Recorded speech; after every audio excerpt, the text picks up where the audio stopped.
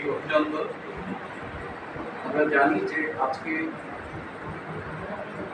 Comrade লেনিনকে নিয়ে একটা আলোচনা সভা অনুষ্ঠিত হবে। কমরেড লেনিন জন্মগ্রহণ করেছিলেন 1870 সালের 22শে এপ্রিল। দিনটি 3 দিন আগে চলে গেছে। আমরা গত 22 তারিখে সিদ্ধান্ত নিয়েছিলাম যে কমরেড লেনিনকে নিয়ে একটা আলোচনা সভা অনুষ্ঠিত হবে। আমাদের অংশগ্রহণকারী সংখ্যা খুবই সীমিত। যারা লেনিনকে জানতে চান, বুঝতে চান এবং নিয়মিত যারা আমাদের পার্টি অফিসে এই সংকটকালে উপস্থিত থাকে তারাই আমরা এই আলোচনায় অংশগ্রহণ করব। আজকে আমাদের মধ্যে উপস্থিত রয়েছেন আমাদের পার্টির ভারপ্রাপ্ত সভাপতি জননেতা কমরেড মাহমুদুল হাসান মালিক, উনি সভাপতিত্ব করছেন। আজকে এই আলোচনা সভায় মূল প্রতিপাদ্য বিষয় উপস্থাপন করবেন আমাদের পার্টির কেন্দ্রীয় কমিটির সদস্য এবং মতাদর্শ বিভাগের অন্যতম সদস্য কমরেড শরীফ শামসী, এবং এই মঞ্চে আমার ডাইনে উপস্থিত রয়েছেন আমাদের পার্টির কেন্দ্রীয় কমিটির অন্যতম সদস্য কমরেড আবুল হুসাইন, এবং আমার সামনে আমাদের পার্টির কেন্দ্রীয় কমিটির সদস্যবৃন্দ, আমাদের বন্ধু সংগঠনের নেতৃবৃন্দ, ছাত্র সংগঠন, যুব সংগঠন, নারী সংগঠন, আমাদের গৃহ শ্রমিক সংগঠন, শ্রমিক সংগঠন সহ বিভিন্ন পর্যায়ের সংগঠনের নেতৃবৃন্দ। এছাড়াও আমাদের পার্টির বিভিন্ন পর্যায়ের নেতৃবৃন্দ আছেন, এখানকার উপস্থিত আছেন সকলেই এই পার্টির অগ্রসর নেতা এবং বিভিন্ন বন্ধু সংগঠনের নেতৃবৃন্দ। সবাইকে সংগ্রামী অভিনন্দন। লেনিন বিষয়ক আলোচনা উত্থাপিত হওয়ার আগে আমাদের পার্টির ভারপ্রাপ্ত সভাপতি জননেতা কমরেড মাহমুদুল হাসান মালিক সূচনা বক্তব্য উত্থাপন করার জন্য তাকে আমি বিনীত অনুরোধ জানাচ্ছি।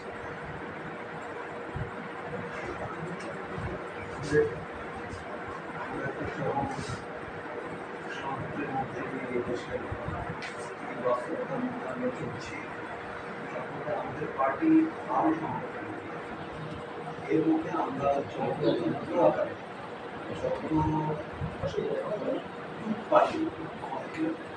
আমাদের যে নিয়মিত কাজগুলো আছে সেগুলো এগিয়ে না, আমাদের যে জীবনের যে কর্মসূচিটা আমাদের ডায়েরিতে ছিল তার মধ্যে রিলিজ দিবসটা আমাদের বছরই পালন করার নিয়ম। আমরা আমাদের বাস্তব কারণেই 22 তারিখে আমরা করতে পারি না। এখান থেকে যারা ঢাকা সিটি প্রস্তাব তুলেছেন তারা তারাও সহযোগিতা করতেছেন। আমরা মনে করছি ভালো হোক বন্ধ হোক প্রত্যেকটা প্রোগ্রাম আমাদের করা হবে। প্রোগ্রামগুলো যদি আমরা করতে পারি আমাদের কর্মীদের মধ্যে সেই উৎসাহটা সৃষ্টি হবে। ধরেন আজকের এই দিবস শুনলাম সিপিবি নাকি গোটা দেশে করাইছে তাদের, এই অবস্থায় পড়ে রাজনৈতিক এই অবস্থায় পড়ে তারা বুঝছে যে লেনিন দিবসটা গোটা দেশে করা। আমরা কিন্তু যদি খোঁজ দিয়ে দেখি গোটা দেশে কয়টা জেলায় হবে আমি জানি। আমাদের যে কেন্দ্রীয় উদ্যোগ এবং কেন্দ্রীয় নেতারা যারা আছেন এবং জেলা নেতারা যারা আছেন তারা এই বিষয়গুলো ধরে ধরে যে করবে সেই অবস্থাটাও আমাদের এখন নেই। তবু ঢাকায় আজকে এই আলোচনা সভাটা হচ্ছে। আমি এর জন্য এখানকার সমস্ত কমরেডদের কেন্দ্রীয় নেতা এবং দুই কীভাবে সিটির নেতাদেরকে অভিনন্দন জানাচ্ছি। এইভাবেই আমাদের প্রোগ্রামগুলোকে এগিয়ে নিতে হবে। আপনারা জানেন যে আজকে লেনিন আমাদের খুবই প্রয়োজনীয় বিষয়, এত প্রয়োজনীয় যে আমরা যদি প্রতি মুহূর্তে যাই আমাদের দেশের রাজনীতিটা এখন বিশ্লেষণ করতে যাই লেনিন সব বিষয় বলে আছে। এখানে সংক্ষেপে আমি প্রচুর ভুলালাম। আমাদের মতাদর্শ বিভাগে কংগ্রেস সচিব আসছেন, তিনি আলোচনাটা করবেন। আমি আপনাদেরকে একটা কথা বলবো, লেনিনের একটা বাণী যেটা আমাদের এখন প্রতিদিন প্রয়োজন, ওইটা বলেই আমি আমার বক্তব্য শেষ করব। যে মানুষ বলে আমি ভুল করি না সে মিথ্যা কথা বলে। যে মানুষ ভুল থেকে শিক্ষা নিয়ে আগামীতে কাজ করে সেই হচ্ছে শ্রেষ্ঠ। লেনিন আজকে এই একটা শব্দ দিয়ে আপনাদেরকে বলতেছি যে কত বিষয় সে আলোচনা করছে। একদিন মেনন ভাই আমাকে বলতেছিল যে মেনন মানে একটা রবীন্দ্রনাথ একটা জাতির কাছে থাকলে আর কিছু লাগে। তো বললাম যে হ্যাঁ ঠিকই, কেমন করে, যে যা বিষয়ে পড়বো, যত সমস্যায় পড়বো, তাই হচ্ছে ওখানে রবীন্দ্রনাথ কথা বলতেছে। শরীরে ব্যথা হচ্ছে, এক্সারসাইজ করতে হবে, আরো ব্যথা হবে, ওখানে রবীন্দ্রনাথ বলে দিচ্ছে বিষে বিষক্রিয়া, ব্যথাটা আরো দিতে হবে, দিয়ে তারপর ব্যথাটা কমে। তো এই জন্য প্রত্যেকটা ক্ষেত্রে কথা বলা আছে। আমি লেনিনের ওই কথাটা আজকে আমাদের কমরেডদেরকে বলতে চাই, আমাদের প্রচুর ভুল আছে, আমরা কেউ স্বীকার করি না যে আমার ভুল আছে। আমি একটা ভুল স্বীকার করা মানুষ হতে চাই। সেই ভুল থেকে যারা শিক্ষা নেয় তারাই হচ্ছে প্রকৃত সত্য কথা বলে, আর যে বলে যে আমি ভুল করি নাই সে মিথ্যা কথা বলে। আমাদের মিথ্যা কথা বলার দরকার নেই, ভুল থেকে শিক্ষা নেব। এই পার্টিটাকে আমরা আজকের দেশের এই বাস্তব পরিস্থিতিতে আমরা চোখের সামনে দেখতেছি যে ওয়ার্কার্স পার্টি যদি সঠিক ভূমিকা না নেয় বাংলাদেশের রাজনীতিতে, তাহলে বাংলাদেশ কোথায় যাবে আমরা জানি। আমি ভীষণভাবে আশাবাদী এবং আমি মনে করি আজকে আপনাদের সামনে বলতে চাই, সারাদিন আজকে একটা কথাই চিন্তা করছি। যেদিন 14 সালে এমপি হোস্টেলে আমি থাকতাম, মেনন ভাইকে দেখি মন খারাপ, কিছুক্ষণ পরপর কি বলে প্রধানমন্ত্রীর কার্যালয়ে যাচ্ছে আর ঘুরে আসতেছে। মেনন ভাইকে আমি একটা কথা শুধু বললাম, আমরা এই অফিসে আসতে পারি না, অফিস চলে গেল এমপি হোস্টেলে, আমাদের কেন্দ্রীয় কমিটির মিটিং ওখানে হচ্ছে। আমি তাকে বললাম, মেনন ভাই আপনারা তো এরকম দেখতে চাই না, আপনারা তো শেখ হাসিনা সকাল বিকাল অপমান করতেছে। হ্যাঁ মানুষ করতেছে, তাহলে আপনি এরকম হচ্ছেন না, আপনি আপনার ভূমিকা পালন করবেন। এই দেশের রাজনীতিতে আপনি সবসময় ভূমিকা পালন করছেন, এখনো ভূমিকা পালন করবেন। পরে কিছুক্ষণ পর মিটিং শুরু হলো, আমাদের বললো মানিক বললো ভূমিকা পালন, ঠিকই ওয়ার্কার্স পার্টির ভূমিকা পালন করতে হবে, আমাদের ভূমিকা পালন। বাংলাদেশের রাজনীতিতে রাশেদ খান মেনন সঠিক ভূমিকা পালন করছে, পিছনে হাত বাঁধা অবস্থা। আমরা ওয়ার্কার্স পার্টির যে কর্মীরা আছি, লেনিন দিবসে আজকে আমাদের একটাই কথা হবে যে আমরা বাংলাদেশের রাজনীতিতে রাশেদ খান মেনন যে সঠিক ভূমিকা পালন করছে, আমরাও সেই সঠিক ভূমিকা পালন করব। এই বলে আমি আমার বক্তব্য শেষ করলাম। সবাইকে ধন্যবাদ।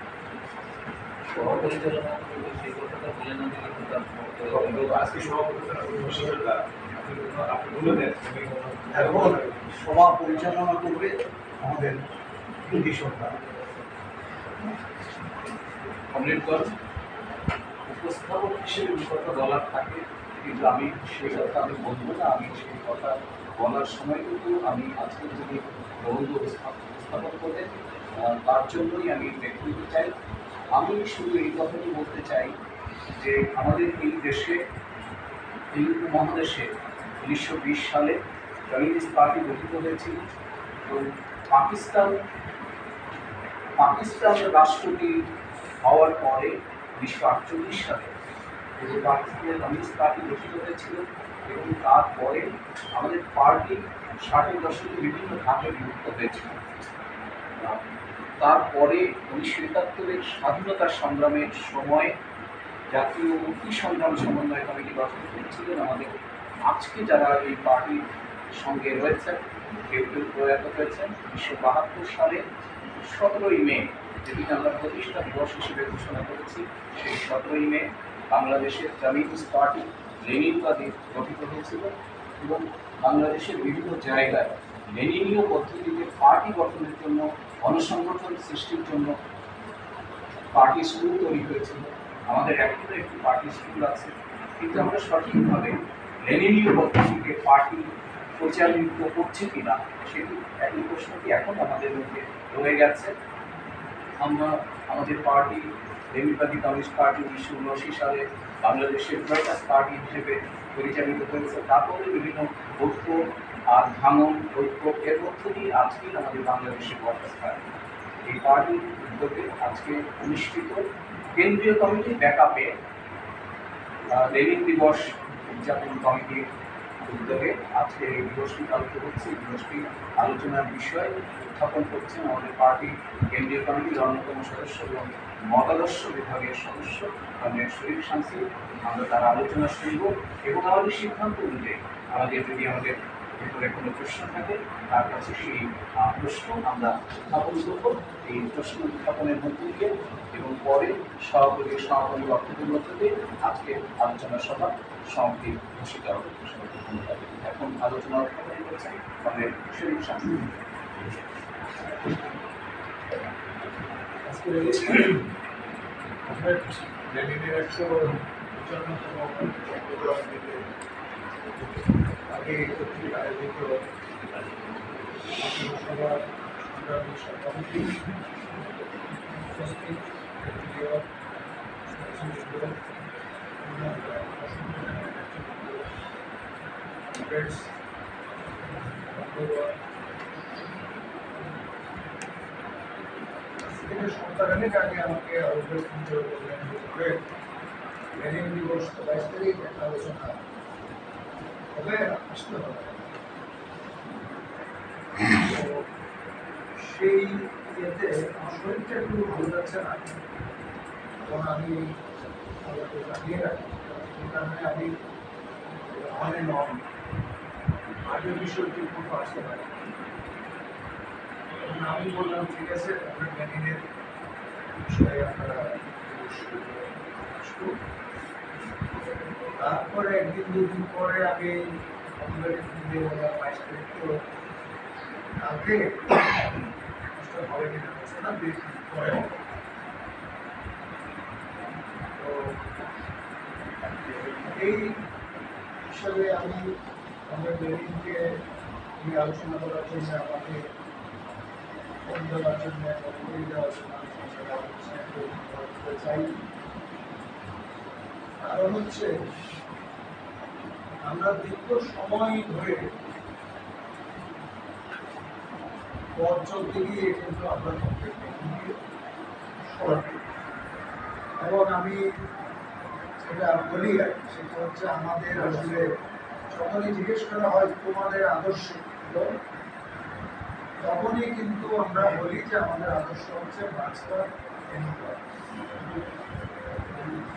এই মার্ক্সবাদ, লেনিনবাদ যদি আমার আদর্শ হয় তাহলে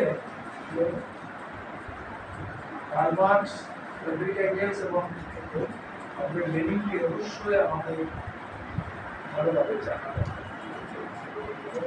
দরকার। এই কারণেই যে একটি আদর্শ কিভাবে একটি সমাজকে পরিবর্তন করে সেটা কোনো কপিবুক মার্ক্সবাদ লেনিনবাদ হচ্ছে চিন্তার এমন একটি প্রক্রিয়া, যে প্রক্রিয়ার মধ্য দিয়ে আমরা আমাদের নিজের সমাজটাকে জানবো, বিশ্লেষণ করব এবং এই সমাজের পরিবর্তনটা আমরা আনতে পারি। আমি শুরুতে কমরেড লেনিনের একটি সফল অভিজ্ঞতার কথা বলতে চাই। আপনারা সকলেই জানেন 1917 সালে অক্টোবর আমরা অক্টোবর বিপ্লব করি, পঞ্জীকরণ থেকে এই অক্টোবর বিপ্লবটা কিন্তু কমরেড লেনিনের তাত্ত্বিক নির্দেশনায় এখানে অনেকই আছে। বলশেভিক পার্টি তখন এমনকি মেনশিভিক থেকেও অনেক নেতারা এসে এই পার্টি, এই বিপ্লবের নেতার কোনো অভাব ছিল, কিন্তু এই বিপ্লবটা, অক্টোবর বিপ্লবটা কিন্তু সংগঠিত হওয়ার জন্য এটা যে টাইম, এই সময়টা, এটা কিন্তু এপ্রিল মাসেই কমরেড লেনিন সুইজারল্যান্ড নরওয়ে থেকে এসে ছদ্মবেশেই আসলে এসে উনি পার্টির মধ্যে এই উপস্থাপন করলেন যে ফেব্রুয়ারিতে যে বিপ্লব এবং ফেয়ারনেসটি যে সরকারটা আছে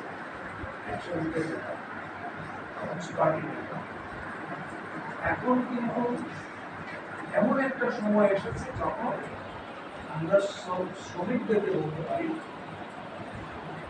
সৈনিকদেরকে বলতে পারি, প্রথম বিশ্বযুদ্ধের সৈনিকদের তোমাদের মধ্যে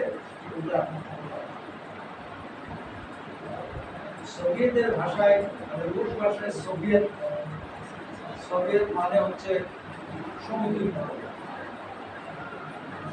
শ্রমিক সমিতিকে এবং সৈনিক সমিতি এবং দূরবর্তী কৃষকদের তারা প্রায় বছরের পানি থেকে আমাদের 3 মাসেই তিনি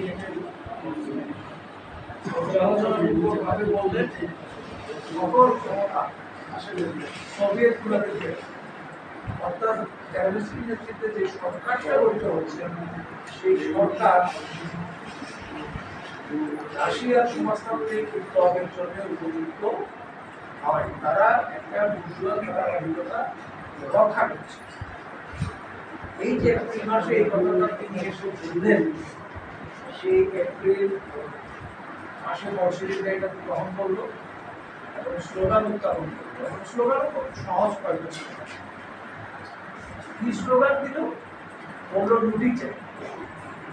রুটি দিল কৃষকের জন্য। যুদ্ধ বিধ্বস্ত রাশিয়া তারপর বললেন শান্তি চাই। সৈনিকরা বললো আমরা ক্লান্ত, আমরা শান্তি চাই। এই যে রুটি এবং শান্তি,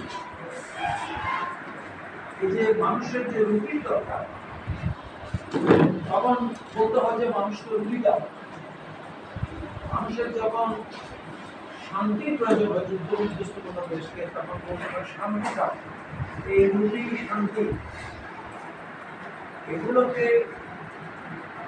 আবর্তন করে কমরেড লেনিন বললেন সকল ক্ষমতা শ্রমিক, সৈনিক এবং কৃষক সোভিয়েতকে সমিতিকে বা কমিটিকে দিতে হবে। এবং তাহলে 9 মাস, April, May, June, July, August, September, October, 6 মাসের মাথায় দুনিয়া যখন 10 দিনে জনবিদ দেখাচ্ছে এমন একটা পৃথিবীতে বিপ্লব হয়েছে। এই বিপ্লবে ইদানিং আপনারা উদাহরণটা দিলে বুঝতে পারবেন। আমি শ্রীলঙ্কার উদাহরণটা দেবো, বাংলাদেশের উদাহরণটা দেবো। শ্রীলঙ্কায় যেরকম রাজপ্রশাসনের জনগণ ঢুকে সুইমিং পুলে গোসল করে বেরিয়ে গেল, রাজপ্রসাদটা, এটাকে বলা হয় রাজপ্রসাদ দখল করত। ঠিক সেই রকম ভাবে চারের রাজপ্রসাদে সৈনিক, কৃষক, শ্রমিক, সাধারণ ভবঘুরে সকলে কিন্তু ঢুকতেছে আর করছে। মানে বিপ্লবে অন্যান্য জায়গায় ফরাসি বিপ্লব বলেন, ইউরোপের যে কোনো বিপ্লব বলেন, পেরিকমিউন বলেন, এটা রক্তাক্ত সংঘর্ষ, ভয়ঙ্কর রক্তাক্ত সংঘর্ষ হয়েছে, সশস্ত্র যুদ্ধ হয়েছে। কিন্তু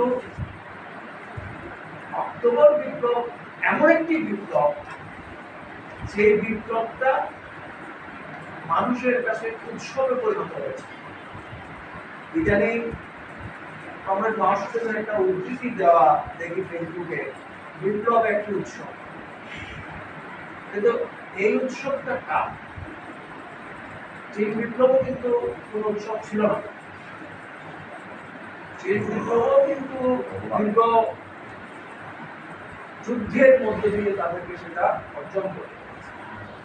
কিন্তু এই বিপ্লবটা উৎসব ছিল শুধুমাত্র সোভিয়েত বিপ্লব।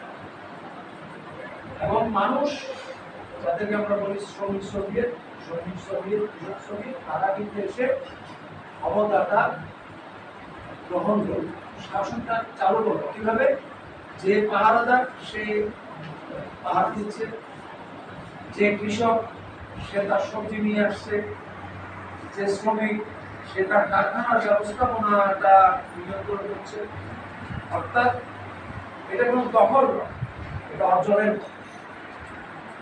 এই 10 দিনে বেড বলেন যে দুনিয়াটা কেঁপে গেল, আসলে দুনিয়াটা কেঁপে যায় না। এই 10 দিনে মানুষ একটা নতুন সভ্যতা, ফলে এই বিপ্লবের অনেক নেতা, পার্টির নাম আমরা জানি যে বলশেভিক পার্টি বা রাশিয়ার সোশ্যাল ডেমোক্রেটিক পার্টি বলশেভিক, আমরা বলশেভিক পার্টি বলি। নেতা ছিলেন, লেনিন ছিলেন, ট্রটস্কি ছিলেন, স্টালিন ছিলেন, ছিলেন, আরো অনেকেই ছিলেন। নেতার কোনো অভাব ছিল না। তো কিন্তু রাশিয়ানরাও বলছে এই বিপ্লবের নেতা হচ্ছে, এবং রাশিয়ানরাও বলছে যে এই বিপ্লবের ফাউন্ডার ফাদার হচ্ছে লেনিন। আমরা অনেক সময় বিভিন্ন ধরনের তাকে ফাউন্ডার ফাদার বলবো কেন কিনা, আমরা কমিউনিস্টরা আপনার ওই যে কাউকে ব্যক্তিকে বেশি মূল্যায়ন করবো কিনা, এগুলো নিয়ে অনেক বিতর্ক আমাদের মধ্যে হয়। কিন্তু রাশিয়ান কমিউনিস্টরা, রাশিয়ান বিপ্লবীরা লেনিনকে কিন্তু তাদের বিপ্লবের প্রতিষ্ঠাতা হিসাবে কিন্তু তারা স্বীকৃতি দিয়েছে। যে কারণেই কিন্তু 70 বছর যে সমাজটা টিকেছিল, সেই 70 বছর কিন্তু তারা লেনিনের চর্চায় বসে, তারা ট্রটস্কির চর্চা করে নাই, তারা এমনকি স্টালিনের চর্চা করে। 70 বছর তারা যেটা চর্চা করেছিল সমগ্র সোভিয়েত ইউনিয়নে, তারা কিন্তু লেনিনের চর্চা করেছে। কতটুকু সঠিকভাবে করেছিলেন লেনিন সেটা বিতর্কের বিষয়, কিন্তু তাদের মুক্তির আজারবাইজান থেকে শুরু করে এশীয় যে সকল অঞ্চল ছিল, যেখানে মুসলিম দেশ ছিল, তাদেরও কিন্তু মুক্তিদাতা হিসাবে তারা লেনিনকে স্মরণ করত। এবং এই কারণে বলা হয় শুধু রাশিয়া বা ইউরোপের একটা অংশ নয়, এশিয়ারও, মধ্য এশিয়ারও মুক্তিদাতা কিন্তু লেনিন। এবং এখানে কিন্তু কমরেড লেনিনের নীতিমালা দিয়েই কিন্তু মুসলিম রাষ্ট্রগুলো সোভিয়েত ইউনিয়নের অন্তর্ভুক্ত হয়েছে। এই নীতিমালার মধ্যে আমরা দেখছি দুটি, আমরা দেখেছি শান্তি। মূলত লেনিন যেটা করেছেন সেটা হচ্ছে সমগ্র রাশিয়া থেকে বা সোভিয়েত ইউনিয়ন থেকে ব্যক্তি বা শ্রমিকের বা কৃষকের যত ধরনের শোষণ ছিল, শোষণটাকে বন্ধ করে দিয়েছে। শোষণ থেকে মুক্তি, আমরা এখন বলি না যে আমরা শোষণ থেকে মুক্তি চাই, কিন্তু আমরা শোষণ থেকে মুক্তি চাইলে তাহলে সেটা শ্রমিকের শোষণের ধরন একরকম, গৃহস্থ শ্রমিকের শোষণ একরকম, ক্ষেত মজুরের শোষণ একরকম, কৃষকের শোষণ একরকম। এইভাবে কিন্তু একটা চায়ের দোকান দেয় যে সে কি ধরনের শোষণের শিকার হয়, চাঁদাবাজি বা ওষুধ, অর্থাৎ সবকিছু মিলিয়ে কিন্তু শোষণের যত ধরনের লোক ছিল সমগ্র শোষণ থেকে কিন্তু মুক্ত হয়েছিল লেনিনের দেশে। তাহলে আমি মনে করি যে আমি একটু ছোট্ট নোট দিয়েছি, এত ছোট্ট নোট দিয়ে লেনিনকে বোঝা যায় না, কিন্তু এখানে এমন ভাবে আমি ছোট ছোট বলার চেষ্টা করছি যে আপনারা কিন্তু নিজেরাও কিছু করতে পারেন। এখন আমি একটু সমসাময়িক বিশ্বে লেনিনের প্রয়োজনীয়তা হিসেবে আমি সবসময় বলি 1990-91 সালে যখন সোভিয়েত ইউনিয়নের পতন হয়, তখন কিন্তু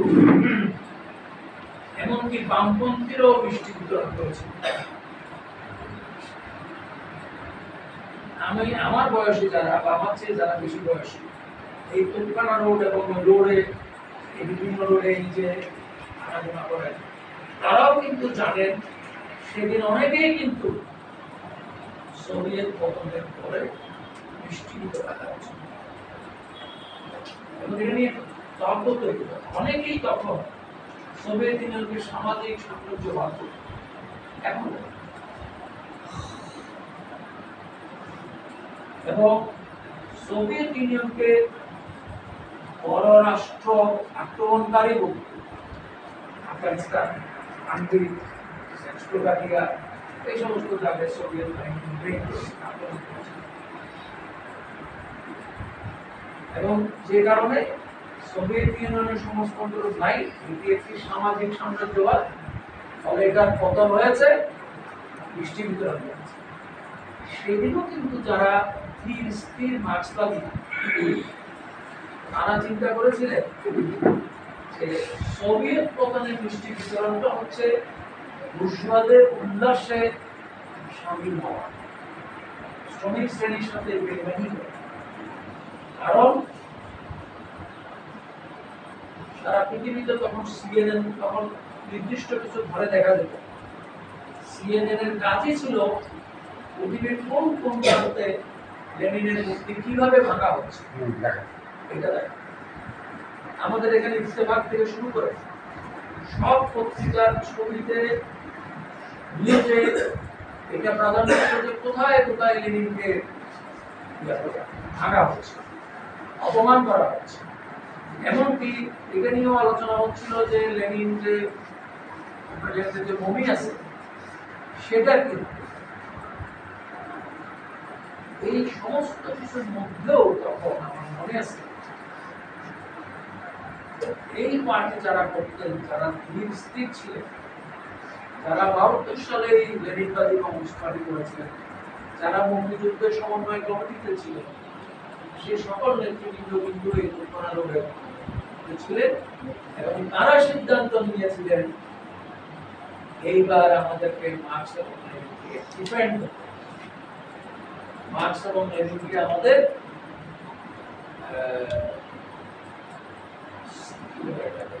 তাদের পক্ষে বলতে। এবং ভারতের সিপিএমও কিন্তু 1993-তে তখন 93 বা 4 এর দিকে সারা দক্ষিণ এশিয়া মিলে সিপিএম একটি আয়োজন করেছিল in defence of Marx, Marx বা লেনিনবাদের সপক্ষে, মানে সমাজতন্ত্র পরাজিত হয়নি। সেখানে আমাদের পার্টি ছিলেন সেই প্রথমে হাজির করেছিল এবং তখন থেকে কিন্তু সোভিয়েত ইউনিয়নকে সামাজিক সাম্রাজ্যবাদী না বলা, সোভিয়েত সমাজতন্ত্রের পতনকে উদযাপন না করা এবং মার্ক্সবাদ, লেনিনবাদ এবং সমাজতন্ত্রকে যে কোনো দেশের মানুষের মুক্তির জন্য একটি বিপ্লবের কর্মসূচি হিসেবে লক্ষ্য হিসেবে গ্রহণ করা, এটা কিন্তু আমাদের পার্টি করেছে। অন্যদিকে সোভিয়েত সমর্থিত যে পার্টি ছিল সেই পার্টি ভেঙে খান খান হয়ে গেছে। সোভিয়েত সমর্থিত পার্টির অফিসে এমনও শুনেছি যে ইট নিয়েও ভাগাভাগি হবে কি, সেটাও হয়েছিল। এ কারণে কিন্তু এখন অনিশ্চিত সেন্টার একটা ট্রাস্ট হয়েছে। এবং নট অনলি দ্যাট, এটা শুধু না, সোভিয়েত বইয়ের এখানে গিয়েছিল প্রগতি প্রকাশনের জাতীয় সাহিত্যের প্রকাশন, তারাও কিন্তু এটা ভাগাভাগি হইল। এমনকি একতা মতিউর রহমান সাহেবের এটা কথিত আছে যে সে টাকাটাও ভাগাভাগি হয়েছে। এখানে সত্য আছে, সত্য হতো নাও থাকতো। এমন ভাবে সম্পত্তির ভাগাভাগি, পার্টি ছেড়ে তো চলে গেল অনেকে, কয়েকজন মাত্র কমিউনিস্টের সম্পত্তির ভাগাভাগি। সারা বাংলাদেশে যে সকল কমিউনিস্ট পার্টির অফিস ছিল সেখানে যারা যারা দান করেছিলেন তারাও কিন্তু সেই অফিস নিয়ে ভাগাভাগিতে লিপ্ত হয়ে গেছে। অর্থাৎ সোভিয়েত ইউনিয়নের পৃষ্ঠপোষকতায় যে পার্টিটা চলত সেই পার্টি কিন্তু দিশাহারা হয়ে গেছে। কেন দিশাহারা হয়ে গেছিল? তারা তখনকার দিনে আমরাও বলতাম যে মস্কোতে বৃষ্টি হলে তারা এখানে ছাতা ধরে, এই কথাটা আমাদেরকে বলতো চায়নায় বৃষ্টি হইলে আমরা এখানে ছাতা ধরি, এরকম একটা স্লোগান ছিল। কিন্তু সোভিয়েত ইউনিয়ন পতনের পরে এটা যে সমাজতন্ত্রের পতন নয়, এটা যে মার্ক্সবাদের পতন নয়, এটা যে লেনিনবাদের পতন বা লেনিনের পতন নয়, এটা দৃঢ়ভাবে তুলে ধরেছিল যে কয়েকটি দেশ এবং পার্টি, তার মধ্যে সবচেয়ে সম্মানজনক ভূমিকা পালন করেছিল বাংলাদেশের ব্যবস্থা। আমি এর সাথে এগুলো ডকুমেন্টগুলো এবং এখানে আন্তর্জাতিকভাবে শুধু কলকাতা বা সারা পৃথিবীতে গেছে তা নয়, বাংলাদেশের ওয়ার্কার্স পার্টি বাংলাদেশেও আন্তর্জাতিক সেমিনার করেছে সমাজতন্ত্রকে রক্ষা করার জন্য, মাঝপথকে রক্ষা করার জন্য। এই সংগ্রামের ধারাবাহিকতা কিন্তু এই পার্টি বহন করে চলছে। আমি জানি, আপনারা সকলেই জানেন, লেনিন দিবস কিন্তু কমরেড রাশেদ খান কেন যতদিন ছিলেন ততদিন তিনি কিন্তু এটা অনেক বড় ঘটনা করে উদযাপন উপস্থিত হয়ে যেতেন লেনিনের এই সমস্ত দিবসে কিভাবে বড় করে, এবং নট অনলি দ্যাট, শুধু তাই নয়, এবং এই সমস্ত আলোচনায় তিনি 400 সিবিবিএদেরকেও কিন্তু এনে তিনি বক্তৃতা দেওয়ার ব্যবস্থা করতেন। সেখানে এসে ওনারা আমাদের বিরুদ্ধে বলতেন। আমি একবার জিজ্ঞেস করেছিলাম, কেন ভাই আপনাদেরকে এনে গালি দেওয়ার জন্য? বলছে বলুন, তাও তো একসাথে লেনিনকে আলোচনা করলাম, একসাথে আমরা লেনিন দিবসটা আলোচনা করলাম। এই গুরুত্বটা কিন্তু আমি মনে করি আজকে এই আলোচনাটা আমরা করছি। আপনার আবু ভাই আমাকে ফোন দেওয়ার পরে আমার ওই কথাটাই মনে হয়েছে যে আসলে আমরা লেনিনকে আমাদের স্মরণ করতে হবে এবং লেনিনকে আমাদের অবশ্যই শুধু ধারণ করলে হবে না, আমি একটু শব্দ বলেছি এখানে, সৃজনশীলভাবে ধারণ। লেনিনের কথা তো এখন ভুল, লেনিনের সময়কার পার্টি, লেনিনের সময়কার সব কিছু আমরা বলবো কপি পেস্ট করতে পারবো, কিন্তু শিক্ষাটা কি? আমি বলি বাংলাদেশ এখন একটা মানে ইয়ের মধ্যে দিয়ে যাচ্ছে, একটা ভূরাজনৈতিক ত্রিমুখী চতুর্মুখী অবস্থানের মধ্যে দিয়ে যাচ্ছে। আমি বলেছিলাম এটা বারমুডা ট্রায়াঙ্গেলের মতো বাংলাদেশের আরাকানকে এবং বাংলাদেশকে একটা ট্রায়াঙ্গেলে পরিণত করছে, যেখানে যেটা ডুববে বারমুডা ট্রায়াঙ্গেলে যেরকম জাহাজ ডুবি হলে সেই জাহাজ কোথায় যায় সেটা এখনো কেউ বলতে পারছে না। ঠিক সেই রকম এই ট্রায়াঙ্গেলের আগে বলা হতো আমাদের এই অঞ্চলটাকে গোল্ডেন ট্রায়াঙ্গেল, মানে সোনার চালানের ট্রায়াঙ্গেল। আপনাদের অনেকেরই মনে আছে, এটা ছিল, এগুলোটাই ছিল আরাকান এবং এই যে ভারত হইয়া থাইল্যান্ড, বার্মা, এগুলো ছিল গোল্ডেন ট্রায়াঙ্গেল, অর্থাৎ মাদক, স্বর্ণ এগুলো চলাচল করে। একটা বড় রূপ ছিল, সেই রূপটা এখন দাঁড়ায় গেছে একটা ভূ রাজনৈতিক রূপ। এরকম মার্কিন সাম্রাজ্যবাদ চাচ্ছে আরাকানটাকে তাদের বার্মা প্যাক্ট অনুযায়ী, তাদের বার্মা সম্পর্কিত ওদের পররাষ্ট্র নীতি অনুযায়ী বার্মা প্যাক্ট যেটা, সে অনুযায়ী তারা চাচ্ছে এখানে এমন একটি রাষ্ট্র তারা তৈরি করবে যারা খ্রিস্টান হলেও অসুবিধা নেই, কিন্তু রাষ্ট্রটা হবে ভারত এবং চীনকে পাহারা দেওয়ার জন্য। ভারত এবং চীন মায়ানমারের সঙ্গে কিন্তু আপনারা জানেন ভাবে যেত, আমি এইসব বিষয়ে ডিটেল বলবো না, যেহেতু আপনারা জানেন, কিন্তু তারা কিন্তু চীন এবং ভারত কিন্তু মায়ানমার রাষ্ট্রের ঐক্য ভেঙে যাক এটা চায়, খানখান হয়ে যাক এটা চায়। তারা এককভাবে কিন্তু মায়ানমারের সামরিক শাসনকে তারা সমর্থন করছে, কিন্তু বিদ্রোহীদের এখন যে আরাকান আর্মির যে উত্থান, সেই উত্থানটা কিন্তু আপনার এই তারা অস্ত্রগুলো কোথায় গেল, তাদের যেমন আমরা জানতাম তালেবানের অস্ত্রের উৎস এবং টাকার উৎস ছিল আফিম চাষ, অভিযান চাষ, এবং সেটা তারপরে ছিল মার্কিন সাম্রাজ্যবাদ, বিভিন্ন ধরনের অনুদান, টাকা পয়সা, জাতিসংঘ, এরা সবাই কিন্তু সকল জায়গায় যুদ্ধের জন্য, এরা কিন্তু সকলে যুদ্ধ অপরাধ, সকলেই কিন্তু মানবতা বিরোধী যুদ্ধের জন্য তারা কিন্তু ডিরেক্টলি এবং ইনডিরেক্টলি তারা কিন্তু জড়িত। এখানেও কিন্তু জাতিসংঘ যুক্ত করে সবাই কিন্তু এখন জড়িত হচ্ছে, এমন একটা জায়গা তারা করতে চাচ্ছে বাংলাদেশকে, এটার মধ্য দিয়ে তারা কিন্তু মার্কিন সাম্রাজ্যবাদ রাজনৈতিক চীন এবং ভারতীয় সেটা এখন একটা সুতা, সেখানে বডির পাটা হচ্ছে আমরা, এই গলির পাটা আমরা হচ্ছি এটা দূরদর্শিতার সঙ্গে কংগ্রেস আফ্রিকান ম্যাডাম আজ থেকে 1-1.5 বছর আগে বলেছেন এবং সংসদে বলেছেন। বলার কারণেই কিন্তু যুক্তরাষ্ট্রের কাছে জামাত ইসলামের কাছে আফ্রিকান ম্যাডাম আফ্রিকান ম্যাডামের বিরুদ্ধে কোনো যুদ্ধ অপরাধের বা মানবতা বিরোধী কোনো অপরাধের নেই। উনি এখানকার এমপিও না, উনি হচ্ছেন বাবুগঞ্জের এমপি। উনি হচ্ছেন একটা পার্টির সভাপতি। তিনি কি বলেছেন? তিনি বলেছেন সেন্ট মার্টিন যুক্তরাষ্ট্রকে যা চাচ্ছে আমরা যুক্তরাষ্ট্রকে দিতে পারি না। তিনি বলেছেন জামাত এবং বিএনপিকে আমরা ক্ষমতায় আসতে দিতে পারি না। আর বাকি যে যে রাজনীতিটা সেই রাজনীতিটার কথা বলেছে। এখন আমি লেনিনের আলোচনা এটা কেন নিয়ে আসছি এই কারণেই 1914 সালে যখন প্রথম বিশ্বযুদ্ধ হয় তখন এরপর 1917 সালে উনি একটা বই লিখেছিলেন 16 এবং 17 যে সাম্রাজ্যবাদ পুঁজিবাদের সর্বোচ্চ। এই জায়গায় তিনি বলেছিলেন যে সাম্রাজ্যবাদ এক, আবার তারা পরস্পর যুদ্ধ করে। এখন দেখেন সাম্রাজ্যবাদ এক, তারা আবার পরস্পরের সাথে যুদ্ধ করে। এটা কিন্তু ট্রাম্পের দিকে তাকালে কিন্তু আপনি ক্লিয়ার।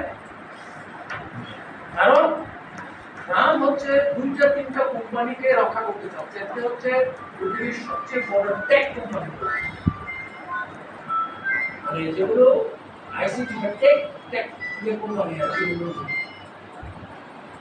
এই কোম্পানিগুলোকে সে রক্ষা করতে গিয়ে সারা পৃথিবীতে একটা ট্যারিফ ওয়ার, এবং সে কি করলো?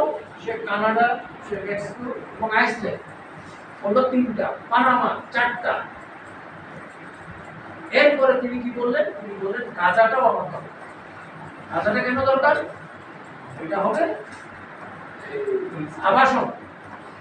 আবাসন প্রকল্প। পানামা কেন দরকার? পানামা দিয়ে সমস্ত দিয়ে যায়, সেটা প্রযুক্ত আমার দরকার। আইসল্যান্ড কেন দরকার? সমস্ত খনিজ পদার্থ আমার দরকার। কানাডা আমার দরকার, কানাডার খনিজ পদার্থ।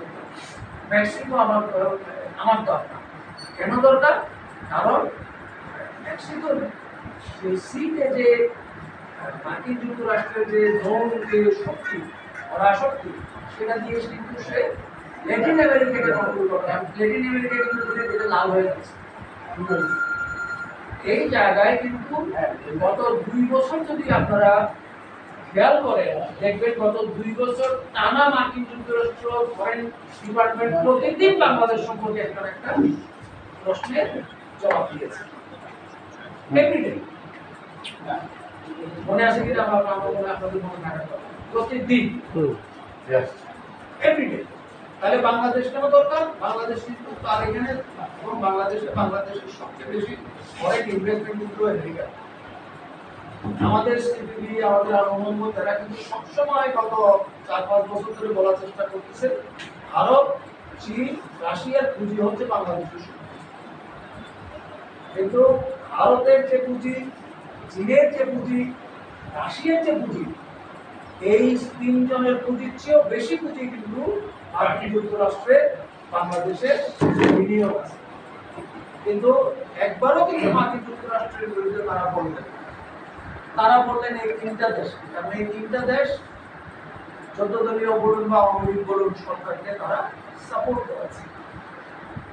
এই যে ভূরাজনৈতিক জায়গাটা এবং আলটিমেটলি যে সাম্রাজ্যবাদ মানে যুদ্ধ, এটা কমরেড লেনিন 1917 সালে যে থিওরাইজেশনটা করেছেন যে তারা পণ্যর জন্য যাবে, শোষণের জন্য যাবে, কিন্তু আলটিমেটলি তারা কি করবে? তারা যুদ্ধে লিপ্ত হবে। সেই যুদ্ধে কি হবে? গরিব মানুষ, শ্রমজীবী মানুষ, শোষিত মানুষ শোষিত হবে। এই যুদ্ধ শুরু হওয়ার আগেই ওয়ার্ল্ড ব্যাংক বলছে যে আরো 30% মানুষ, 40 লক্ষ লোক দারিদ্র সীমার নিচে চলে যাবে। আরো তার মানে কি? তার মানে হচ্ছে এখন তারা বলেছিল যে আইএমএফ অংশগ্রহণ লোন দেবে। মার্কিন যুক্তরাষ্ট্রের যুদ্ধের সবচেয়ে বড় অস্ত্রকে জাতিসংঘ, ওয়ার্ল্ড ব্যাংক, আইএমএফ, ডাব্লিউটিও, এগুলো হচ্ছে তাদের কিন্তু যুদ্ধের উইপেন, ওয়ারের উইপেন। এই জিনিসটা বোঝার জন্য কিন্তু লেনিনের থিওরিতে বুঝতে হবে সাম্রাজ্যবাদ মানে হচ্ছে পুঁজিবাদের সর্বোচ্চ পর্যায় রূপ। ফলে আজকের পরিস্থিতি যদি আমরা বুঝতে চাই যে কেন আমাদের এখানে একটা কালার রেগুলেশন, রেইনবো রেগুলেশন হলো, আমাদের অনেক অপরাধ আছে। আমরা 14 ছিলাম, আওয়ামী লীগ দুর্নীতি করছে, আওয়ামী লীগ ব্যাংক লুট করছে, আওয়ামী লীগ এটা করছে এটা করছে, যত অভিযোগ আছে সব অভিযোগ সত্য। কিন্তু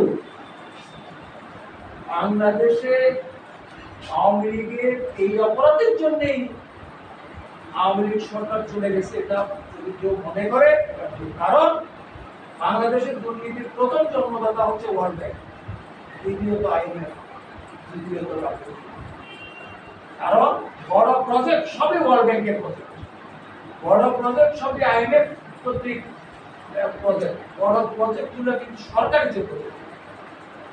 দুর্নীতির উৎস কিন্তু বিদেশি প্রজেক্ট, বড় দুর্নীতি।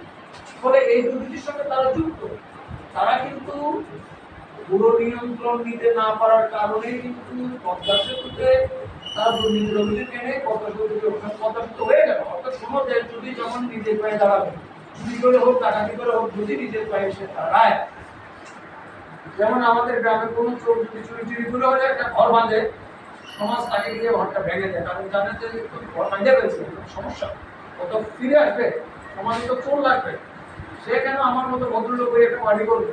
অর্থাৎ আমরা কেন নিজের পায়ে দাঁড়াবো, এটা কিন্তু যুক্তরাষ্ট্র তারা চায়নি।